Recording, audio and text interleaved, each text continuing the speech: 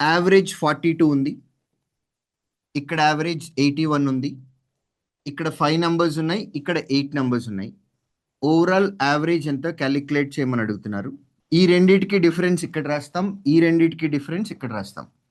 ఇది ratio between number of members having 42 average, number of members having 81 average. ఈ ratio already ఇచ్చారు 5:8 అని. అంటే ఇది 5 పార్ట్స్, ఇది 8 పార్ట్స్. అలిగేషన్లో ఒక రూల్ ఉంటుంది, difference between these two must be equal to some of the ratio parts. Some of ratio parts అనేది 13 parts ఉంది. 13 parts must be equal to difference between both the numbers which is 39. 13 parts 39 కాబట్టి 1 part అంటే 3, 5 parts అంటే 15. ఈ రెండు నంబర్స్కి difference 15 అంటే ఈ number 66. లేదు మీరు 8 పార్ట్స్ నుంచి తీసుకున్నా సరిపోతుంది. 8 parts is equal to 24. Difference between these two numbers is also 24. You can use alligation mixture for the same question.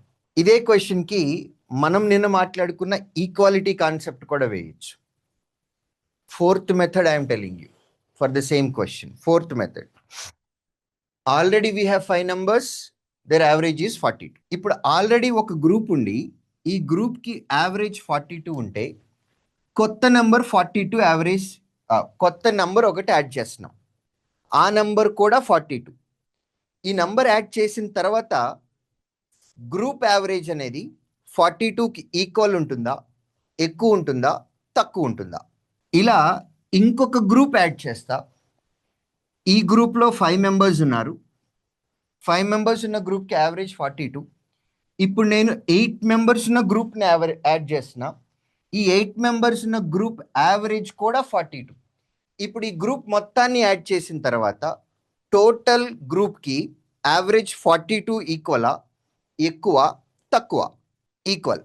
ఇప్పుడు ఈ గ్రూప్ 8 మెంబర్స్ ఉన్న గ్రూప్కి యావరేజ్ అనేది 81 అని అన్నారు, అంటే 42 కంటే ఎక్కువ.